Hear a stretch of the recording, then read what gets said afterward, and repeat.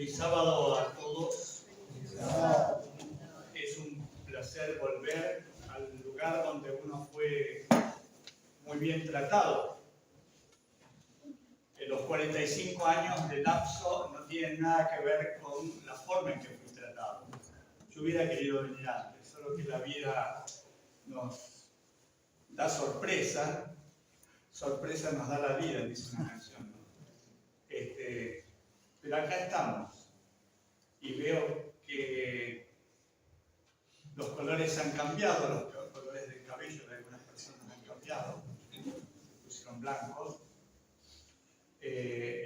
la ciudad ha cambiado, tenía como 20.000 habitantes aquella vez, ha crecido muchísimo. Rawson, donde hicimos la mayor parte del colportaje, era muy pequeñito y ahora es bastante grande. Zonas que eran desierto ahora están pobladas. Playa Unión tenía 5 casas y ahora tiene un montón más. Aunque algunas de esas 5 casas todavía están. Estuvimos ayer con mi esposa y son muy antiguas, se las ve frente al mar, muy antiguas.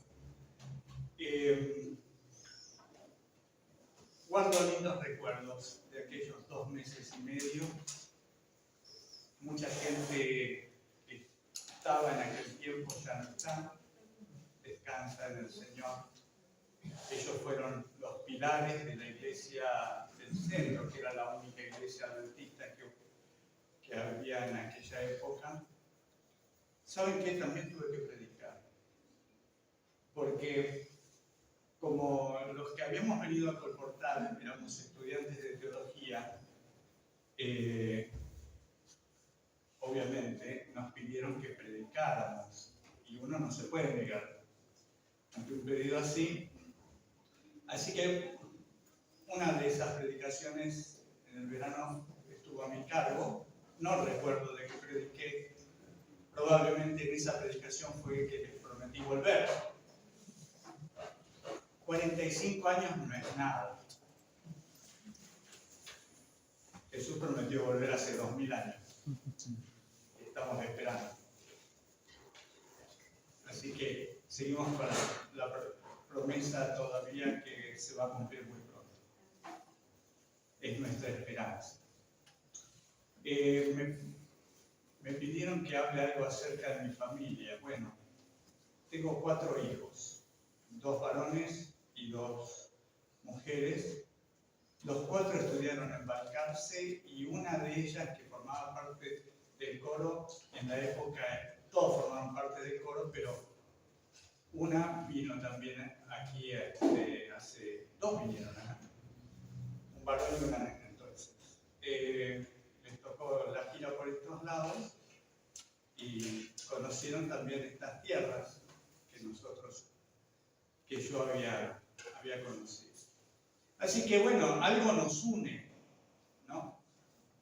De alguna manera Dios extiende sus conexiones y nosotros no sabemos cómo esas conexiones se van a manifestar a lo largo de nuestra vida.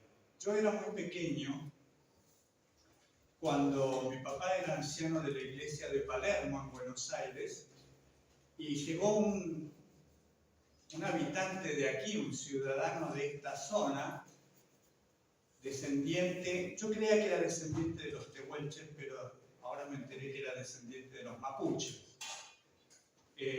¿Cómo era el nombre? Pitihueque.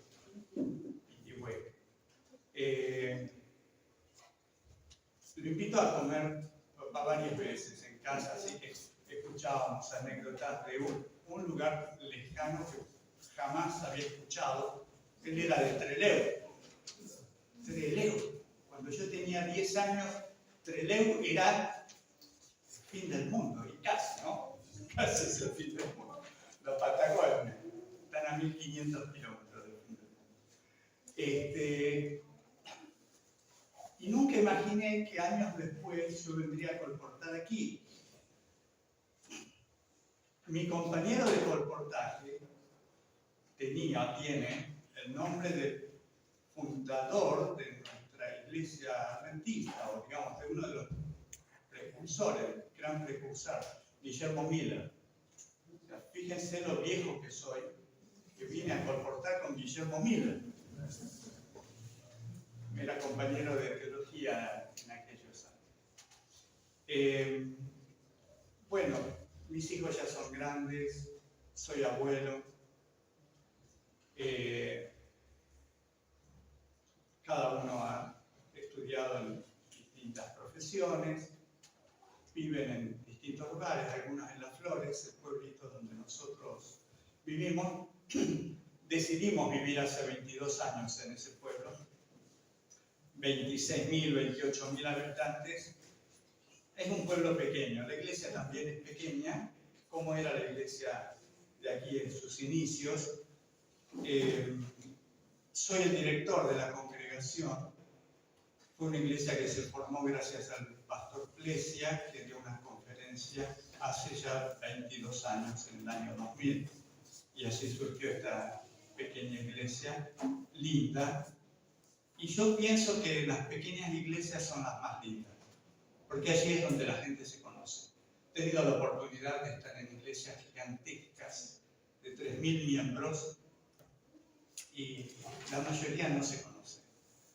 Y el cristiano tiene que conocerse y saber qué es lo que le pasa a su hermano, para no sentirse aislado, porque lo que nosotros hacemos en el mundo es tender la mano. Jesús dijo que necesidades habrá siempre, y para eso nos pone en el mundo, para que suplamos esas necesidades. Bueno, esta es la introducción. Ahora los invito a abrir sus Biblias. Vamos a tocar algunos textos del Nuevo Testamento. La historia de hoy se centra en un personaje del cual no sabemos mucho, pero que tiene un nombre tan especial en la Biblia y tan relacionado con Jesús como nosotros no nos imaginamos. Y el nombre de esta persona lo voy a decir dentro de un rato. Vamos a ir a Génesis capítulo 29, donde encontramos una cantidad de nombres que corresponden a los descendientes de Jacob. ¿Recuerdan ustedes que Jacob tuvo 2 esposas y 2 concubinas? Grave error. Y varios hijos y una sola hija. De esos hijos, y no es por casualidad, sino que Dios tiene todo perfectamente diseñado para que nosotros entendamos el mensaje de Dios, aunque tengamos que relacionar Génesis con Apocalipsis. Fíjense que nuestro Padre Celestial se preocupó de que hubiera información en el Génesis que nos es útil en Apocalipsis. ¿Y cómo es esto? Bueno, justamente en el capítulo 29 de Génesis. Génesis nos va diciendo los nombres de los hijos de Jacob y el significado de esos nombres.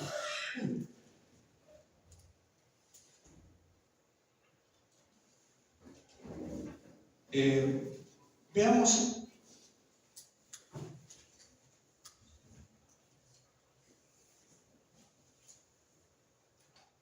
desde el versículo 31. Vio Jehová que Lea era menospreciada y le dio hijos, pero Raquel era estéril.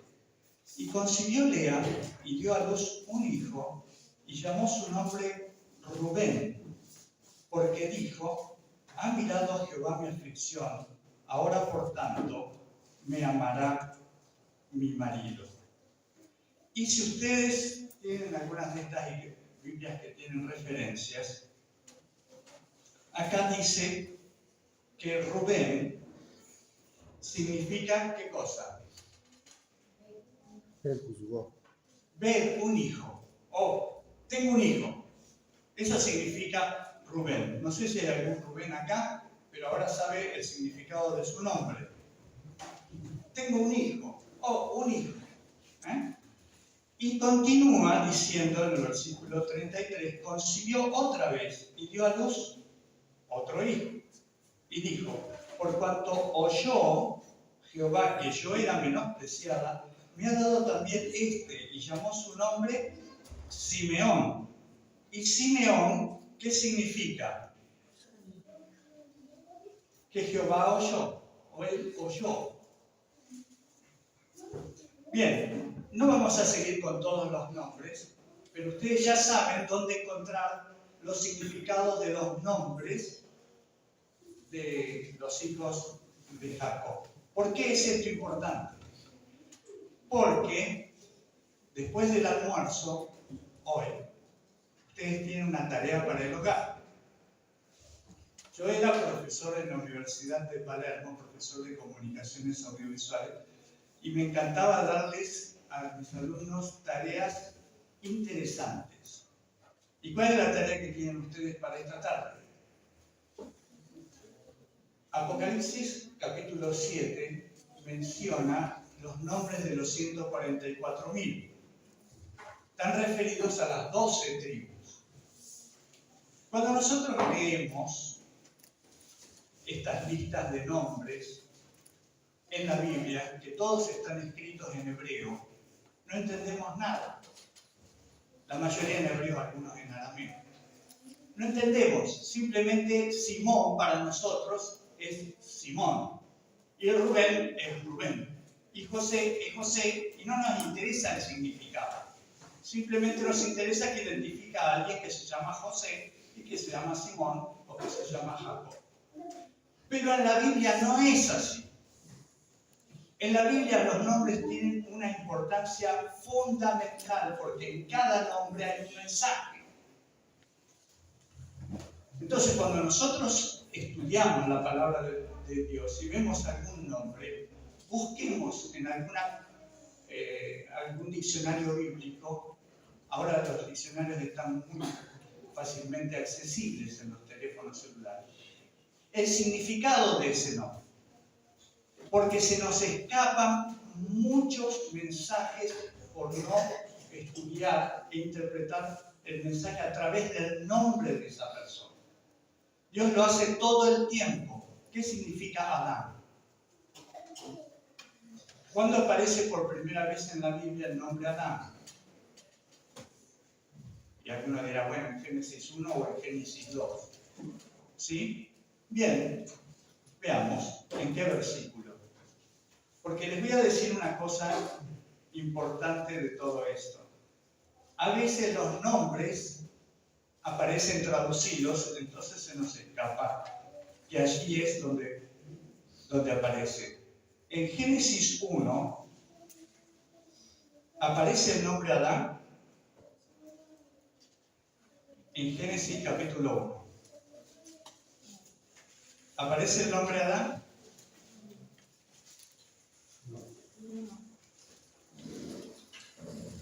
¿No? Versículo 27, ¿me lo puede leer alguien? Y creó Dios al hombre a su imagen, la imagen de Dios nos creó, varón y hembra los creó. ¿Y Adán qué significa? El hombre. Entonces acá tenemos el nombre, cuando dice creó Dios al hombre, el original dice creó Dios a Adán. Y eso es lo que significa. Adán y Eva tienen un significado de unión entre ellos dos. Por eso la Biblia en capítulo 2 dice que Adán le dice a Eva, ella será llamada varona porque fue tomada del varón, utilizando la misma raíz hebrea que al traducirla al español se le complica un poco a los traductores. Saben que hay un dicho muy cierto. Jorge Luis Borges lo repetía permanentemente porque a él lo traducían mucho a otros idiomas y traducir es muy difícil. Él decía traduttore, traditore, que en italiano quiere decir el traductor es un traidor. No puede ningún traductor expresar en una misma línea lo que el texto original dice, sino que tiene que explicarlo. Por eso muchas veces en libros que han sido traducidos hay explicaciones abajo que nadie lee. Gracias si leen un libro, las explicaciones de abajo nadie las lee, que es lo que acabamos de hacer con Génesis 29, leer la explicación de lo que significan los nombres. ¿Qué ocurre en Apocalipsis capítulo 14? Capítulo 7, perdón. La tarea de esta tarde, donde aparecen los nombres de todos los hijos de Jacob. Que hay un mensaje oculto ahí. En los hijos de Jacob, en el nombre de cada uno de ellos, uniéndolos en la misma línea en la que están escritos, cuando nosotros los leemos en español, lo único que leemos es lo siguiente. Apocalipsis capítulo 14 es 7. Porque los 144.000 aparecen en el capítulo 7 y en el capítulo 14. Cuando nosotros leemos desde el versículo 5, que empieza a decir todos los nombres, Judá, Rubén, Gad, Aser, Neftalí, Manasés, Simeón, Leví, Isaacar, Zabulón, José, Benjamín. Hay dos errores que ningún judío nunca habría cometido, y mucho menos Dios. En esta lista, los nombres de los descendientes de Jacob no están escritos en el orden en el cual nacieron. ¿Cuál fue el primero que nació de los hijos de Jacob? Rubén. ¿Y cuál es el primero que aparece aquí? Judá. Eso nunca ocurriría en una lista de nombres publicado por un judío. Para ellos es importantísimo el orden del nacimiento. Y acá hay otro error. No está la tribu de Dan. Y de la tribu de José, la tribu de José nunca existió. La tribu de José existió la tribu de Manasés y la tribu de Efraín. Eran dos tribus de los hijos de José. Pero acá dice que está la tribu de Manasés y está la tribu de José. Son dos errores. Dios comete esos errores. ¿Por qué menciona la tribu de José si ya está mencionando la tribu de Manasés? Había una tribu y media. El tema es que lo que importa de aquí no son las tribus, son los nombres que aparecen, en el orden en el que aparecen. Si ustedes traducen los nombres y en vez de poner Judá, Rubén, Gad, etcétera, etcétera, etcétera, ustedes ponen el significado de cada uno de esos nombres, uno al lado del otro, tienen un mensaje que es similar al que aparece en Mateo capítulo 25. Cuando dice, venid benditos de mi Padre, me da el reino preparado para vosotros. Es similar el mensaje. Entonces, ¿quiénes son los 144.000? Se los dejo para la interpretación de ustedes, porque tampoco es dentro del sermón de hoy. El tema del sermón de hoy es el hijo del Padre o una decisión equivocada. Lo puedo hacer tan largo o tan corto como quiera. Y él me dijo que no hay tiempo. Podemos estar, eso se ocurre. Pero no lo vamos a hacer así porque también está mi esposa, que ella es la que verifica que terminemos en un horario decente para ir a almorzar. Vamos a Mateo capítulo 27.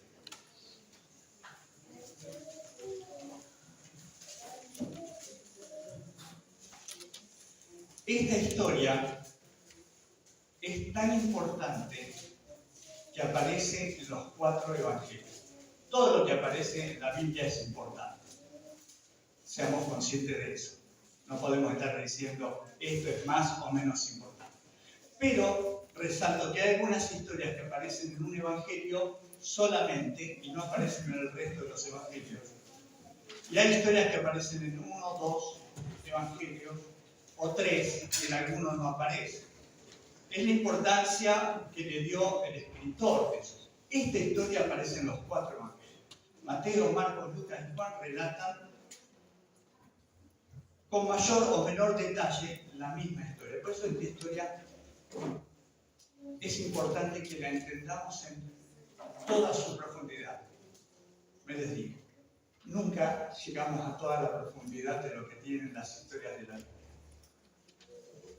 Pero vamos a ir un poquito más abajo de lo que comúnmente vamos. Y comenzamos desde el versículo 15, Mateo 27, 15. Están sometiendo a Jesús a un juicio y está por proclamarse la condena. Ahora bien, en el día de la fiesta acostumbraba el gobernador soltar al pueblo un preso, el que quisiera. Y tenían entonces un preso famoso llamado Barrabás. En el original, cuando dice tenían un preso famoso, hay varias acepciones. Puede ser un caudillo, puede ser una persona importante, pero a mí me gusta más que la palabra famoso, un caudillo, porque en realidad Barrabás era el caudillo de un grupo de insubordinados que atentaron contra el Imperio Romano. Algo que les encantaba a los judíos, que alguien se animara a enfrentarse al Imperio Romano. Durante todos esos años del ministerio de Jesús y desde antes del ministerio de Jesús y hasta la revuelta del año 70 e incluso después, hubo muchos mesías. En el capítulo 1 de El conflicto de los siglos se relata se relata que hubo muchos mesías porque los judíos sabían que ese era el tiempo de la venida del Mesías. ¿Y cómo lo sabían? Lo sabían porque conocían las profecías de Daniel, de las 70 semanas, o 490 años. Y sabían contar también. Así que ellos sabían que ese era más o menos el tiempo que tenía que aparecer el Mesías. Así que aparecieron un montón de mesías falsos que se levantaron contra el poder romano y que fueron destruidos. Uno de esos mesías era Barrabás. ¿Qué quiere decir mesías? De paso, ¿no? Ya que hablábamos de la interpretación de las palabras. Mesías quiere decir ungido, enviado de Dios. Así que había muchos que se consideraban enviados de Dios y querían liberar al pueblo, haciéndose eco de una revuelta muy anterior, como de 150 años antes, que Judas Macabeo había levantado en contra del poder griego. ¿Oyeron hablar de Judas Macabeo alguna vez? Hay unos libros apócrifos que relatan la historia de Judas Macabeo, que la historia es real, solo que no está escrita por alguien inspirado, sino alguien que dijo, y lo dice él mismo al final, dice, esto es lo que pude escribir lo mejor que pude. No es como que dice, vino a mí palabra de Jehová diciendo, y escriben los profetas. Este es un historiador más o menos que escribió lo que pudo sobre esta historia. Así que, tratando de imitar a Judas Macabeo, que esa revuelta había salido bien y habían sacado del gobierno a los griegos, Antíoco Epífanes IV, lo habían sacado, y durante 100 años habían sido libres, hasta que vinieron los romanos. Entonces todos querían una revuelta como la de Judas Macabeo.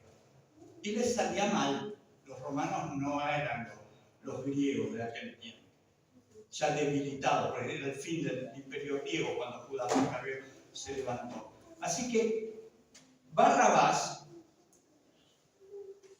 era otro de esos mesías que se levantó contra el poder romano. ¿Alguna vez se preguntaron ¿Qué significa Barrabás? Hablando de nombre, ¿no? En hebreo, presten atención, en hebreo, la palabra para hijo es Ben. Hablando de los hijos de Jacob, cuando nació el primer hijo de Raquel, le pusieron José. Ella quería tener otro hijo. Era estéril, pero quería tener otro hijo. Y a veces hay cosas que no debemos querer, porque el segundo hijo le causó la muerte. Y Raquel le puso nombre a su segundo hijo, le puso Benoní, que quiere decir hijo de mi dolor, porque ella sabía que se estaba muriendo. Pero Jacob a Benoní le cambió el nombre y le puso Benjamín, que quiere decir hijo de mi mano derecha, porque él intuía que iba a ser su último hijo, que no iba a tener otro hijo, y el hijo de la mano derecha era el hijo que en la ancianidad lo llevaba al padre, el brazo, ¿no? Así que le cambió el nombre a Benjamín. Ben, en hebreo, es hijo. Pero si ustedes recuerdan, el idioma que se hablaba en la época de Jesús no era el hebreo, era el arameo. En arameo, hijo es bar. Es parecido, ¿no? Ben en hebreo, bar en arameo. Bien, bar, Abba. Bar, Abba. ¿Qué significa Abba en arameo? Jesús pronuncia esta palabra también. Abba, Padre. Padre. Padre. Por lo tanto, Barrabás, ¿qué significa? Hijo del Padre. Tenemos nosotros a un supuesto Mesías que es hijo del Padre. ¿Saben cómo era el nombre de Barrabás? Esto era Barrabás. No, Barrabás era el apellido. El nombre de Barrabás era Yahshua, Josué. Josué, hijo del Padre, traducido. ¿Y Josué qué significa? Jehová es salvación. Jehová es salvación, hijo del Padre, era el nombre de este Mesías falso que se había levantado como Mesías y que el pueblo eligió en lugar del verdadero Josué, Jesús, y Josué es el mismo nombre, en hebreo Jesús, en arameo, en griego Jesús, y en hebreo Josué, significan lo mismo.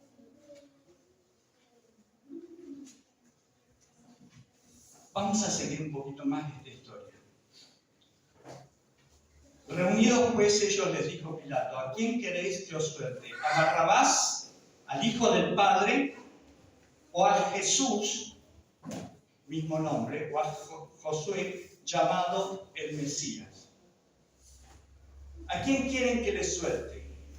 A Josué, hijo del Padre, a Jehová es salvación, hijo del Padre, o a Jehová es salvación, llamado el ungido.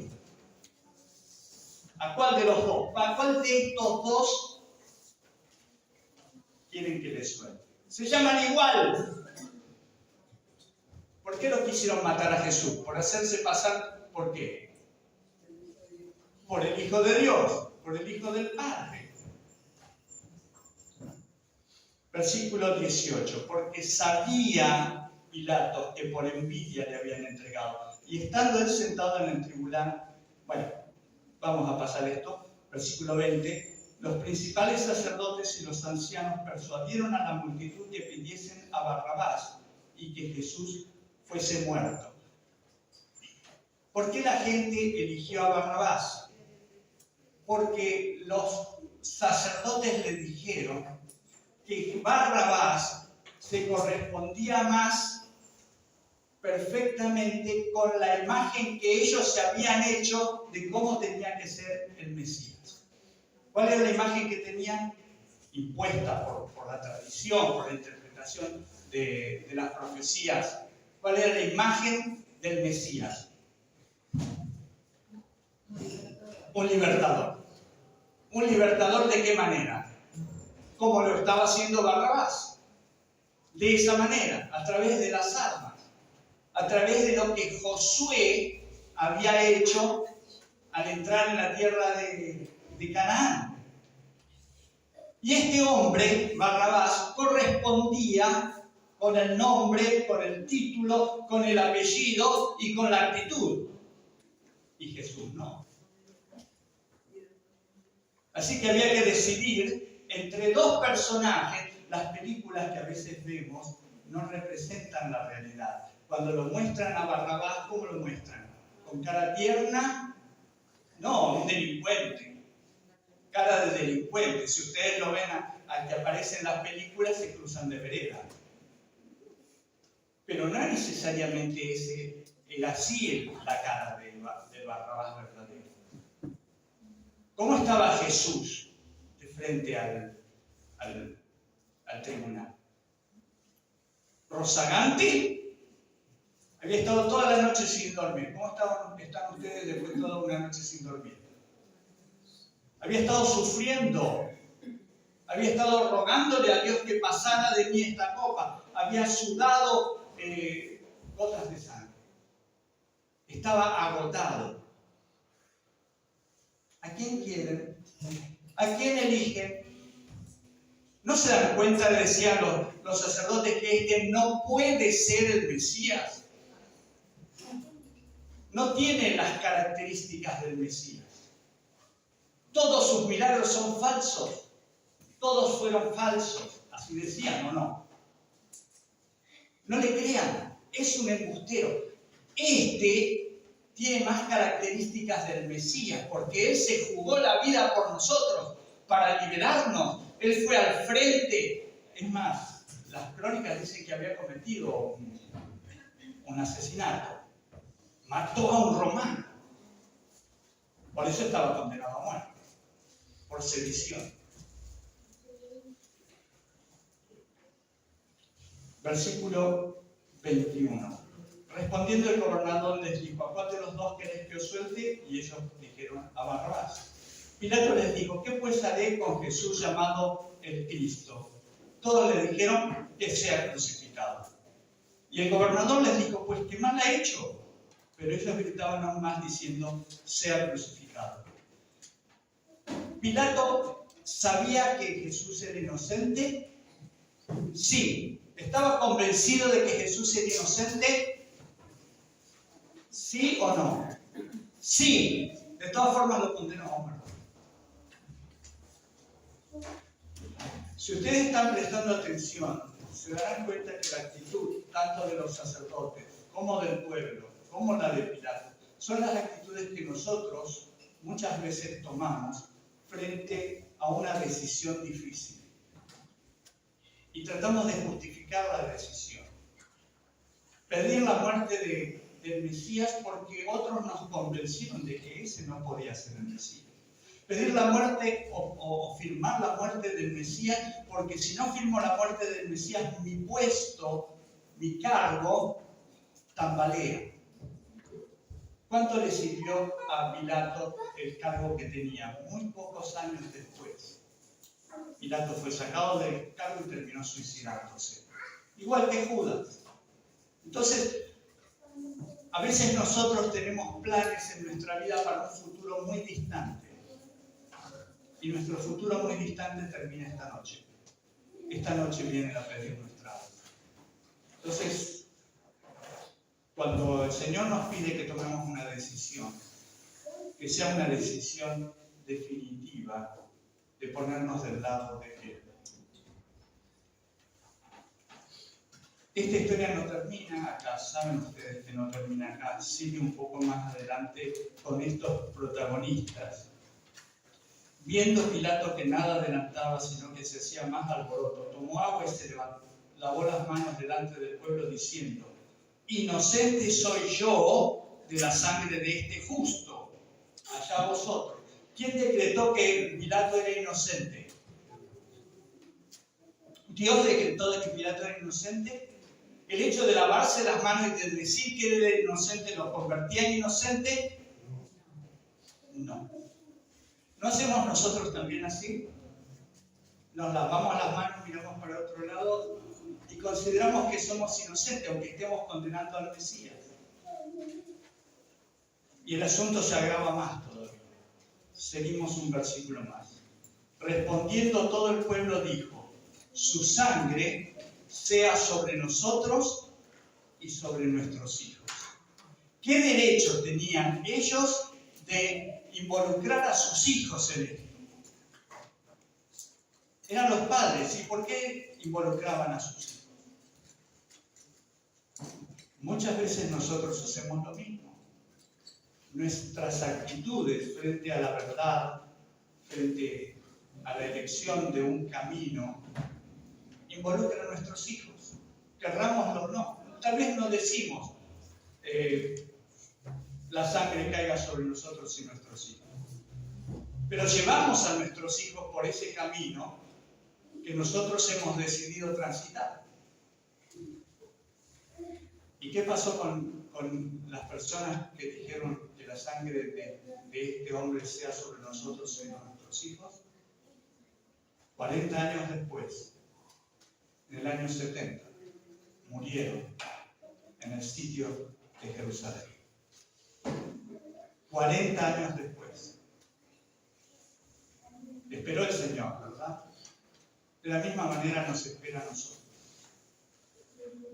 45 años pasaron, me excedí un poco.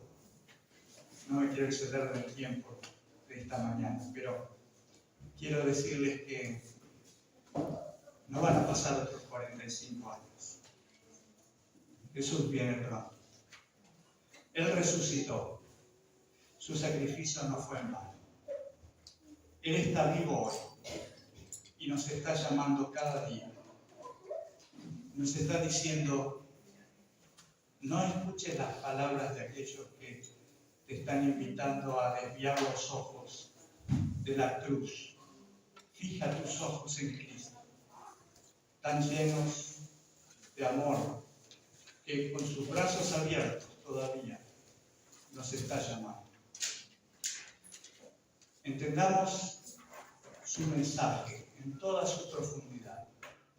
Habrá siempre en nuestra vida dos caminos. Uno nos parecerá derecho, como les pareció a esta gente. Estaban tomando la decisión correcta. Estaban eligiendo al verdadero hijo del Padre, pero estaban eligiendo a un hijo del Padre falso. Sepamos identificar el camino que nos conduce a la verdad y a la vida eterna.